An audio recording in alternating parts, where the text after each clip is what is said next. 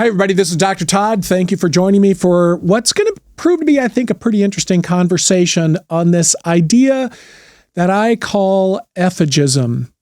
And effigism is a term that I came up with to describe a particular form of emotional cruelty that happens within relationships that serves an important purpose of managing the sense of self and sense of competence in the person that is doing the criticizing and shaming. In effigism, what is happening is that I need to have somebody that I call a proxy, a person in this relationship who I can keep diminished and in a failed state so that I feel better by contrast. So if I have this deep sense of fear of being humiliated or revealed that I am incompetent or I don't know something or that you're going to discover that I'm a fraud, and I have a real sense of fear around the humiliation of being discovered, so to speak, or being seen as my authentic self, then one of the ways that an effigist will try to manage that discomfort is by trying to constantly belittle, mock, diminish, shame another person to keep them in a failed state, so that then by contrast, I will feel a lot more accomplished, I will feel much more confident, I will feel much more competent, because look at them. They are the ones who are the failure. It's not me. Look at them. By contrast, I can feel very elevated. And effigism is similar to narcissism in a couple of ways, but there are very distinct differences. In both effigism and narcissism, there is a recruitment of other people to help stabilize the sense of self. And so in narcissism, a narcissist will recruit others as kind of mirrors of admiration when they have a deep sense of unlovability, or they have a very fragile sense of self that needs this kind of admiration and mirroring of others in order to elevate the self. So in narcissism, there is this elevation by reflection that happens, right? Other people reflect to me, and I recruit them to reflect back to me how awesome I am, right? And I feel really good.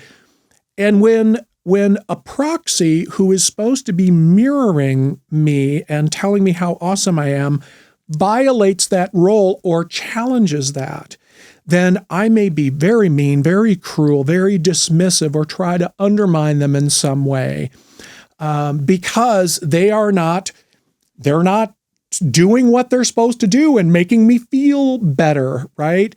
And so if, to a narcissist, somebody who fails in that role or sets a boundary or, God forbids, leaves that role, the narcissist will oftentimes feel this injury, this narcissistic injury to the sense of self, because they need that proxy in order to stabilize and elevate themselves, as kind of an external framework of support when their internal framework is inadequate, when their internal sense of self is just not well developed. And the difference between somebody with a low self-esteem and somebody who's a narcissist really has to do with whether there's any insight. Somebody with a low sense of self-esteem or depression or a broken self-concept is well aware that they feel really terrible, right? There's this inward awareness of how bad we feel in here. And we're just like, God, I feel like crap. And, I may not be able to figure out why. I may not be able to understand why I always feel like crap, but there's this awareness of, feeling like crap and being able to identify that, man, I feel worthless. I feel, inadequate. I feel unlovable. I feel somehow broken, shameful, wrong, dirty, whatever. But with a narcissist, what happens is that they experience that distress, but instead of being able to, see that as existing within themselves, they see it as existing out here. And so what they do is they attack people out here as a way of not as a way of not dealing with what's in here. It's that they can't see what's going on in here. So they attack people out here and they recruit people to help make them feel better because they don't have the ability to look inwards and do some healing inside here. A similar thing is true with an effigist, with effigism. The difference is that with a narcissist, the proxy's role is to elevate the self through reflection of admiration. In effigism, the role of the proxy is to elevate the sense of self through contrast, where it's instead of like, I need you here to admire, it's like, I need you to be in a failed state so that I can feel elevated. I can feel more confident. I can feel more competent. Somebody who is an effigist who, is very critical and demeaning and all of that, people go, they're narcissists. They're not narcissists. And this is a very, very important distinction. And in fact, I just wrote an article and submitted it for publication, differentiating this idea of effigism as being structurally different than narcissism. And you're going to start hearing a lot more about it because I think this is going to be a really important distinction and a big deal, is that the kinds of things that an effigist does has a different flavor, just has a different characteristic than the things that a narcissist does. So with a narcissist, it's like, I need to recruit an entourage. I need people close to me, particularly I need children, I need spouses, I need family members, and I need other people to all elevate me by mirroring how awesome I am, right? And if you fail in that, that's when I attack. With an effigist, it's like they typically do not recruit an entourage because unlike the narcissist, who oftentimes shows up as being very gregarious and very charismatic, the effigist tends to show up being a little bit more cynical, judgmental, and kind of mocking. And so they tend to not recruit the same kind of entourage or kind of general adulation or adulation that a narcissist does. But in an effigist, what oftentimes happens, and this is particularly true in a parent-child relationship, is that the moment that somebody around an effigist sets a boundary, the panic response in the effigist is that you are challenging, my competence. You are making me, what you're triggering is not a low sense of self, but what you're triggering is a sense of failure, that somehow I am not good enough or I have done it wrong. I am inadequate. There is something about me that is not enough. And that is the triggering event in an effigist. And so the response with an effigist tends to be much more about,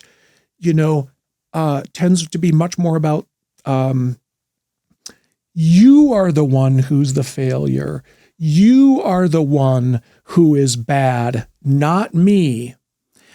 And with the narcissist, where it's much more about how dare you not recognize how awesome I am. With the effigist, it's much more about how dare you expose me?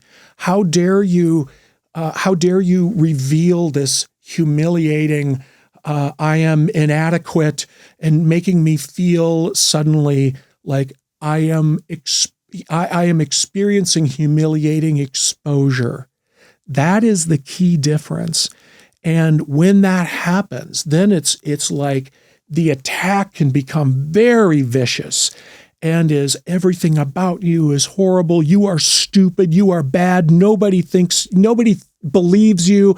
Everybody thinks that you're wrong. You want to see somebody who's a failure. Why don't you look in the mirror, kind of thing. And it has a much more vicious kind of internalized attack of the self that is often a reenactment of what they experienced while growing up, which is why they are an effigist, because they, like the narcissist, do not have the ability to look inwards and have awareness of that internal wound. And so it is all externalized. It's you're the one who's making me feel this way. And I feel like crap. But the way that I can elevate that, the way that I can feel better, is by creating a failed person that then I feel better by contrast, if that makes sense. And this is super, super important when we are trying to look at our own woundedness when we grew up in a family with an effigist, because it's like they can exhibit some of the features of a narcissist, but there's a bit of a difference where a narcissist may say cruel things, may be may try to dismiss us, may say mean things. It's like there's not this same kind of chronic pattern of undermining the sense of self like there is in effigism. Effigists will exhibit two primary forms of behavior that I think are very important to understand. One of them is what I call proxy maintenance, and the other is what I call proxy attack. And so proxy maintenance is this chronic, dismissive, questioning, mocking, undermining, just, orientation toward another person that serves to, over time, just kind of like make you always question yourself. And it's like, who am I? Where do I want to go? What do I want to do? And so an example of this, if we look at even like the trying to find a sense of identity for a kid trying to find a sense of identity, it's like, oh, I want to become a computer programmer. And an effigist would be like, well, there's no future in that, or why would you want to do that, or you're not smart enough, or blah, blah, blah, blah. It's like, okay, well, I want to go to medical school. What? You work with all those sweaty bodies, or there's no future in that. You're not smart. It's like no matter what you do, there's this undermining of that decision to a point where all of a sudden it's like, I no longer know who I am. I no longer know what I can even do. I'm just sitting here in this failed state. And that failed state is the thing that the effigist needs in order to regulate their own sense of self by contrast. They need to have someone in a failed state, where a narcissist needs to have someone in that reflective state, that admiration, that, oh my God, do you have any idea how awesome you are? I mean, that's what the narcissist needs, often at the expense of of the individual's personal needs, right? Because nobody in a narcissistic system can really have and can not be authentic in any way, because they have to like not set any boundaries, and it's constantly oriented around the narcissist and never around them.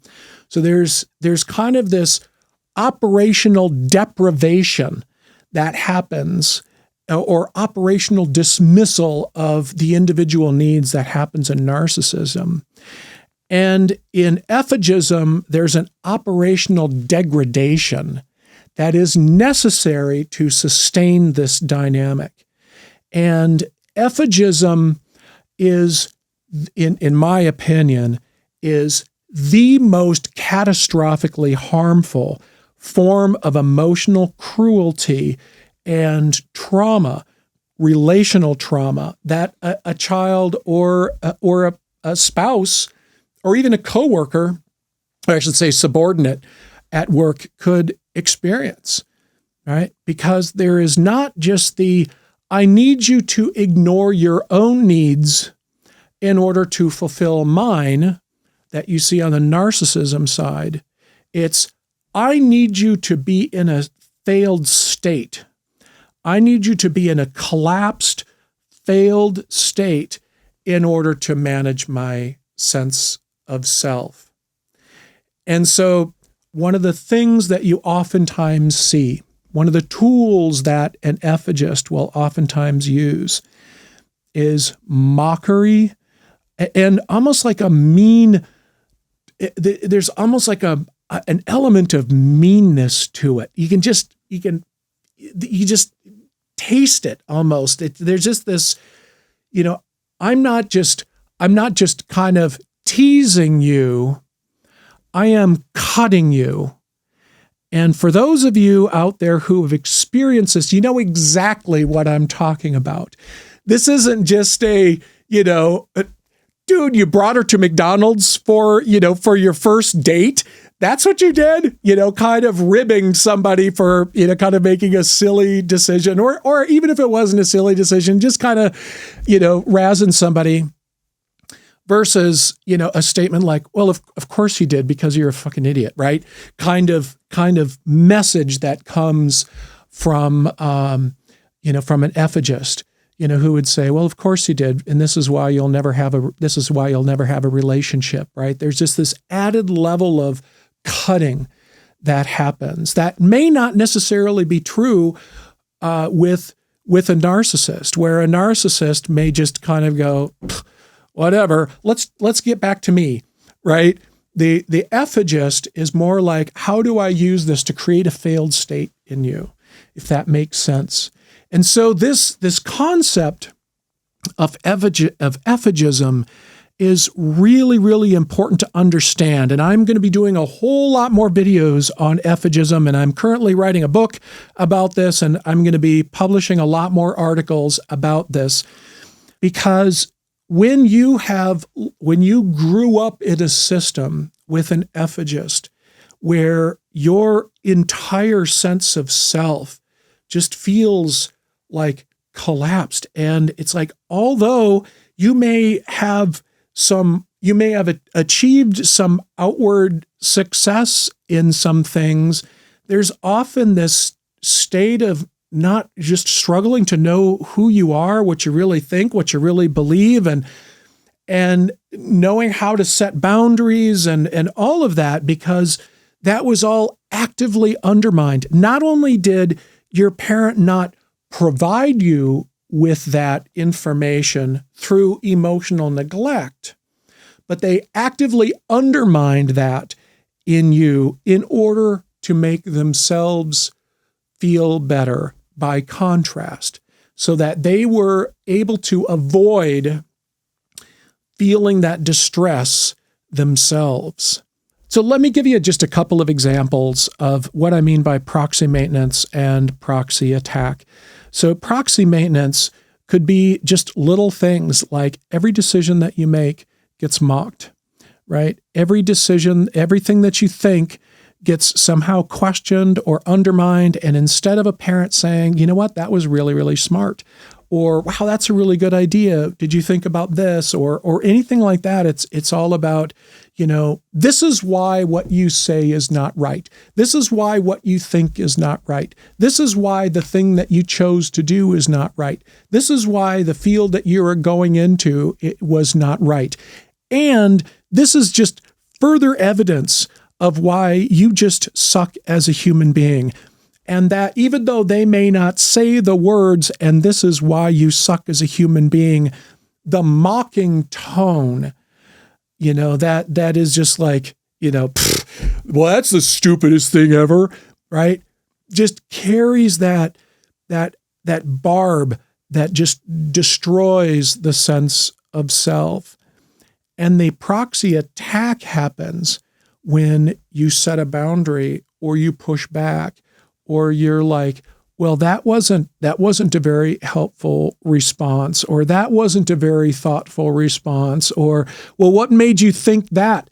Then instead of taking a more thoughtful approach of like, you know what, an average person would be like, you know what, maybe that was a little bit unfair. And yeah, you're right. I kind of had a tone there that wasn't fair. Or maybe it's like, yeah, I don't know as much about that as maybe I led myself to believe, right? I mean, a normal, decent human being would take that approach. But instead, whenever you push back or whenever you challenge an effigist, what ends up happening is that there's this just wave, and you can almost see it in them. It's like this anger comes out, this attack comes out, almost like, you've just exposed this and you're making them re-experience that humiliation and that sense of inadequacy or failure or something. And this attack comes out where it's like, how dare you challenge me? You are the loser. You are the bad one. You are the one who is the idiot, right? And to the point where it's like, damn, I mean, it's just really disproportionate to even just the slightest pushback, right? There's this huge response. So if you grew up in a family like that, like I did, there's a couple things that I just want to say so that you can take something positive away from this. First of all, that understanding that what effigism is will at least allow you to create a little bit more context from your experience, around your experience, I should say, so that some of that internalized shame and those feelings like, I don't know who I am, I feel like I can't do anything right, I feel like deep down there's something about me that is unlovable and flawed and broken and sick and bad, and I feel like no matter what I try, nothing seems to work, and all of those kinds of things, that a lot of that is not because it is true, is that you feel that way about yourself because of growing up in this system, right? Where the things that you needed from your parent was not only withheld, it was actively undermined. And so you may really just, you may have struggled with depression and addiction and all of that kind of stuff, or struggled with dissociation and all of those things, because living in that state where not only did we not get what we needed, but our sense of self was actively undermined is incredibly distressing, right? It is awful. It can feel just like there's a vacuum in here, right? There's just this emptiness, this aching emptiness that exists. And even though externally we may find ways of like putting that away and trying to prove to ourselves that we are really something by doing something great, oftentimes it's like when we achieve something, there is just kind of an empty victory to it, because inside there's just not that positive sense of self that can receive that as a reinforcement of how we're a good person. If anything, it's like, we get a degree, or we get an award, or we get an advancement, and externally there's kind of a, this is great, I feel great, or that's a happy thing. But there may also be this sense of, yeah, but if they really knew how much I am a horrible person, or how much I suck, or how much I don't know anything, then people wouldn't be clapping so loud, right? People wouldn't be thinking that I was so amazing. So effigism is distinct from narcissism, but it is a cousin to narcissism, in that the effigist and the narcissist both need to recruit proxies to elevate their fragile sense of self. They just do it for different purposes, and the result on the proxy is very different, right? Where the proxy in a narcissist never gets their own emotional needs met, and will oftentimes made to feel guilty for even needing to have in just having needs, and figuring out what those are. With the effigist, there is this intentional degrading of the other into a failed state in order for them to be elevated and to reinforce their fragile sense of self, their fragile sense of self. I hope you found this helpful at all, and I will be putting out a lot more information about effigism in the coming weeks, months, years, and decades. So I look forward to seeing you soon. Talk to you. Bye-bye.